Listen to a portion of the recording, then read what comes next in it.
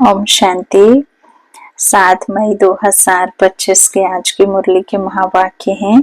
आज की साकार मधुर मुरली के सार में मीठे मीठे प्यारे प्यारे श्री बाबा ने कहा, मीठे बच्चे, निश्चय ज्ञान योग से बैठता, साक्षात्कार से नहीं। साक्षात्कार की ड्रामा में नोंद है, बाकी उससे किसी का कल्याण नहीं होता। प्रश्न, बाप कौन सी ताकत नहीं दिखाते लेकिन बाप के पास जादूगरी अवश्य है? उत्तर, मनुष्य समझते हैं भगवान तो ताकतमंद है, वह मरे हुए को भी जिंदा कर सकते हैं, परंतु बाबा कहते यह ताकत मैं नहीं दिखाता।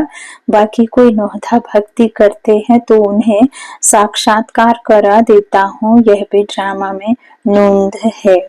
साक्षात्कार कराने की जादूगरी बाप के पास है, इसलिए कई बच्चों को घर बैठे भी ब्रह्मा व श्री कृष्ण का साक्षात्कार हो जाता है।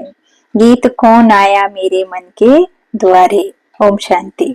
यह बच्चों के अनुभव का गीत है। सत्संग तो बहुत है, खास भारत में तो ढेर सत्संग है, अनेक मतांतर हैं। वास्तव में वह कोई सत्संग नहीं, सत्संग एक होता है।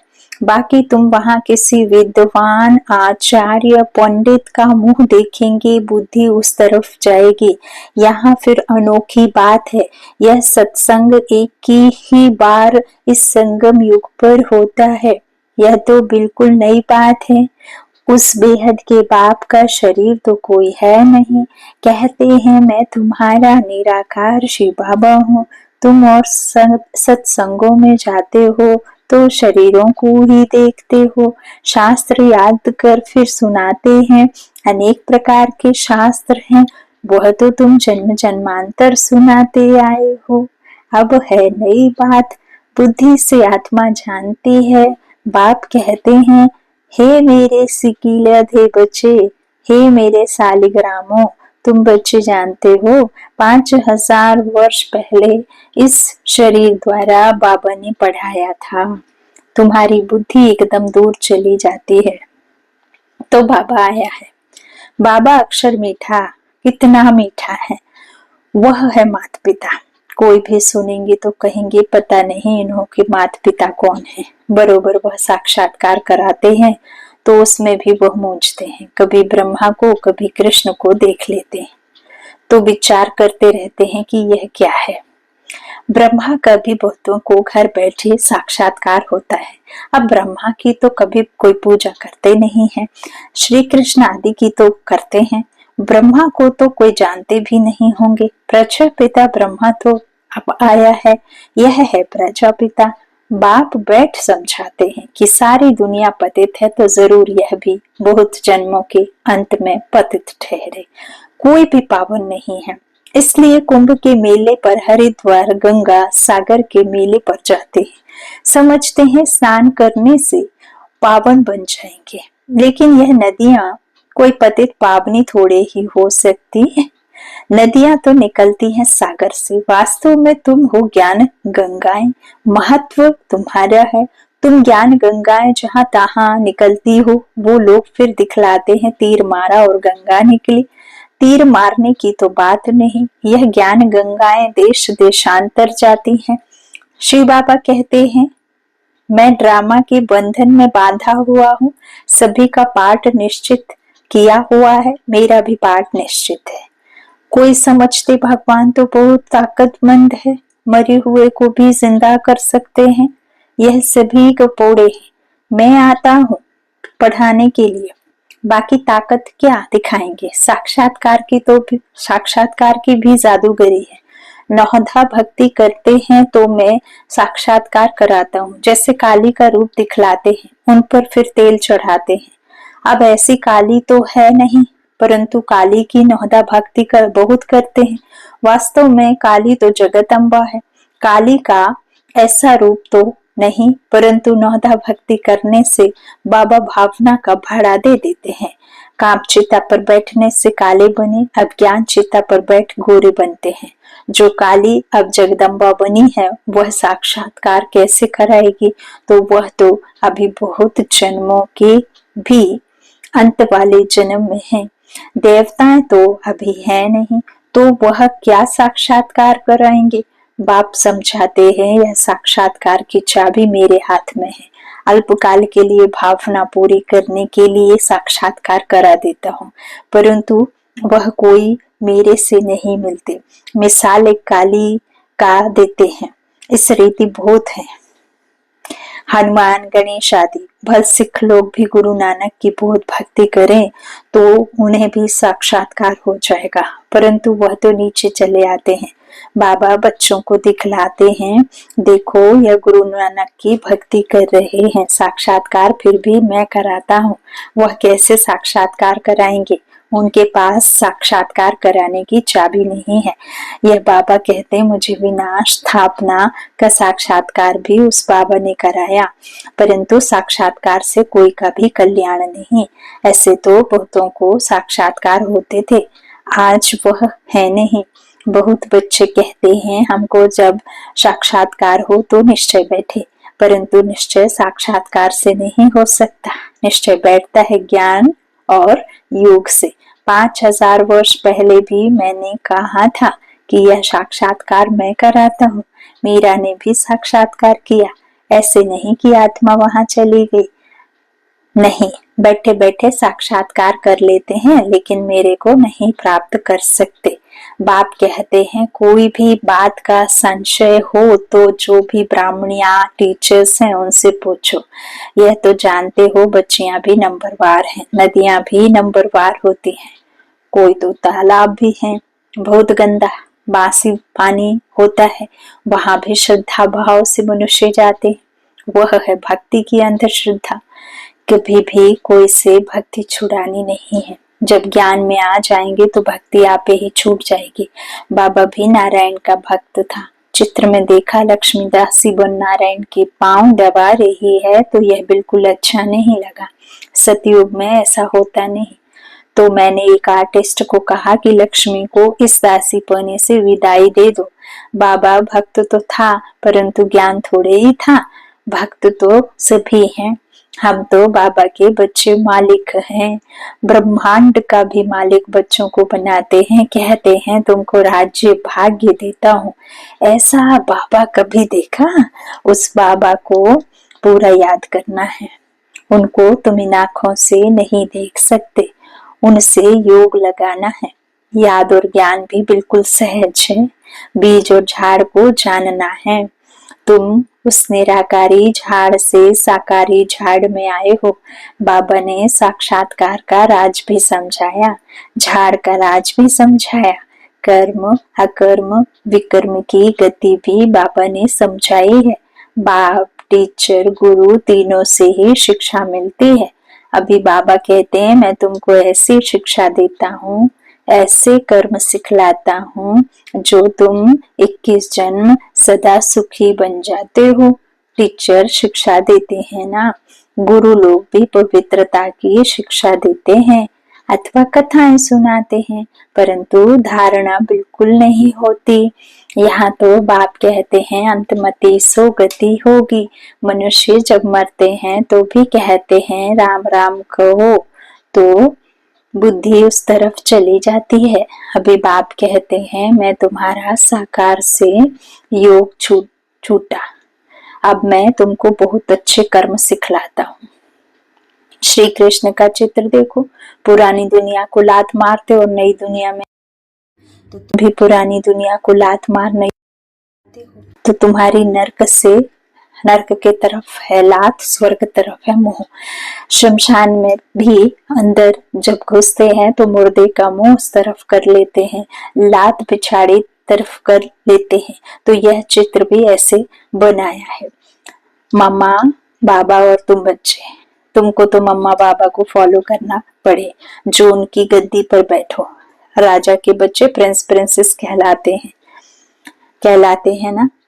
तुम जानते हो हम भविष्य में प्रिंस प्रिंसेस बनते हैं। ऐसा कोई बाप टीचर गुरु होगा जो तुमको ऐसे कर्म सिखलाए, तुम सदाकाल के लिए सुखी बनते हो।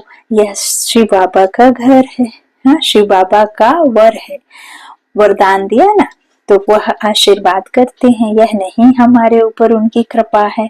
सिर्फ कहने से कुछ नहीं होगा, तुमको सीखना होता है। सिर्फ आशीर्वाद से तुम नहीं बन जाएंगे, उनकी मत पर चलना है, ज्ञान और योग की धारणा करनी है। बाप समझाते हैं कि मुख से राम राम कहना भी आवाज हो जाता है। तुमको तो वाणी से परे जाना है, चुप रहना है। खेल भी बहुत अच्छे अच्छे निकलते हैं। अनपढ़े को बुद्धू कहा जाता है। बाबा कहते हैं कि अब सभी को भूल कर तुम बिल्कुल बुद्धू बन जाओ। मैं जो तुमको मत देता हूँ उस पर चलो। परम धाम में तुम सभी आत्माएं बिना शरीर के रहती हो, फिर यहाँ आकर शरीर लेती हो, तब जीव आत्मा कहा जाता है। आत्मा कहती है मैं एक शरीर छोड़ दूसरा लेती हूँ। तो बाप कहते हैं तुमको फर्स्ट क्लास कर्म सिखलाता हूँ। टीचर पढ़ाते हैं, इसमें ताकत की क्या बात है। साक्षात्कार कराते हैं, इसको जादूगरी कहा जाता है। मनुष्य से देवता बनाया, ऐसी जादूगरी कोई कर ना सके। बाबा सौदागर भी है, पुराना लेकर नया देते हैं। इनको पुराना लोहे का बर्तन कहा जाता है, इनका कोई मूल्य नहीं है।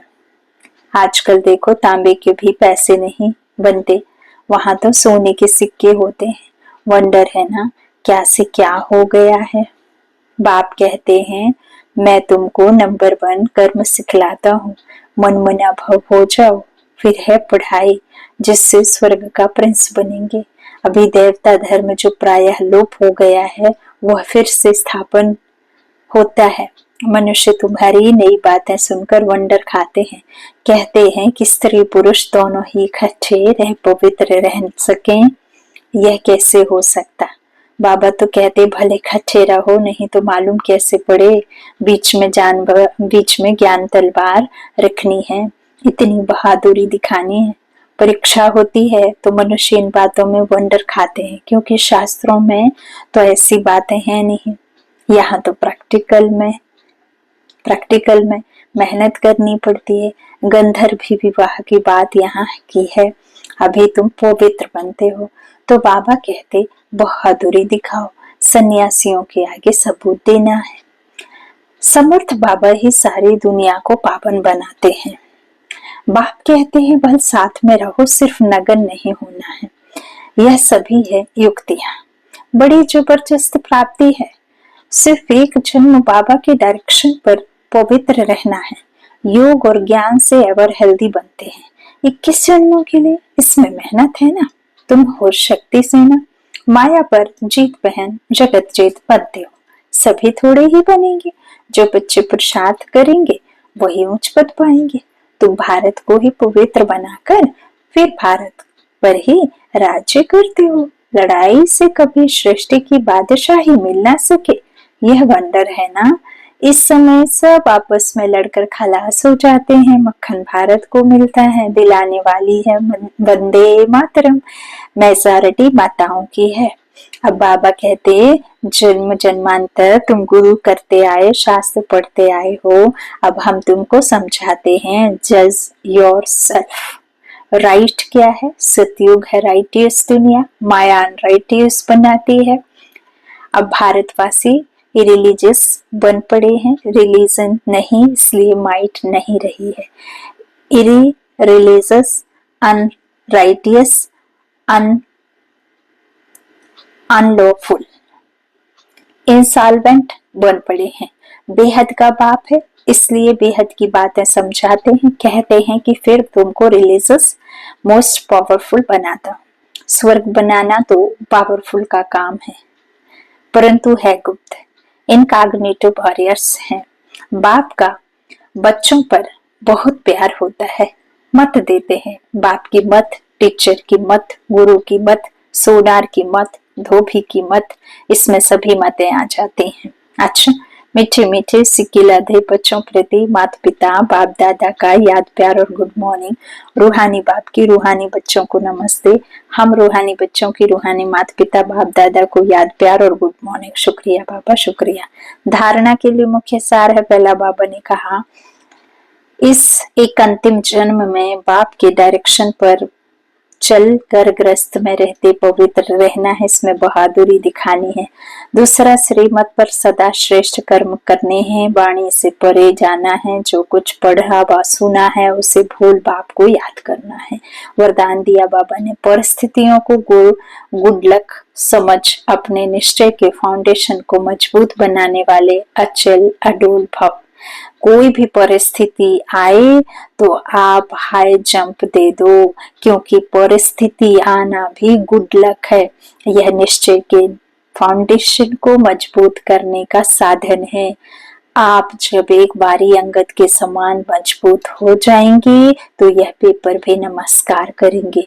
पहले विकराल रूप में आएंगे और फिर दासी बन जाएंगे। चैलेंज करो, हम महावीर हैं। जैसे पानी के ऊपर लकीर ठहर नहीं सकती, ऐसे मुझ मास्टर सागर के ऊपर कोई परिस्थिति वार कर नहीं सकती। स्वस्थिति में रहने से अचल अडोल बन जाएंगे। स्लोगन पुराने वर्ष को विदाई देने के साथ साथ कुड़वेपन को भी विदाई दे दो। अव्यक्त शारी, रूहानी रॉयल्टी और प्यूरिटी की पर्सनालिटी धारण करो। यदि वरदाता और वरदानी दोनों का संबंध समीप और स्नेह के आधार से निरंतर हो और सदा कंबाइंड रूप में रहो तो पवित्रता की छत्र छाया स्वतः रहेगी। जहाँ सर्वशक्तिवान बाप है वहाँ पवित्रता स्वप्न में भी नहीं आ सकती। जब अकेले होते हो तो पवित्रता का सुहाग चला जाता है। अच्छा, ओम शांति।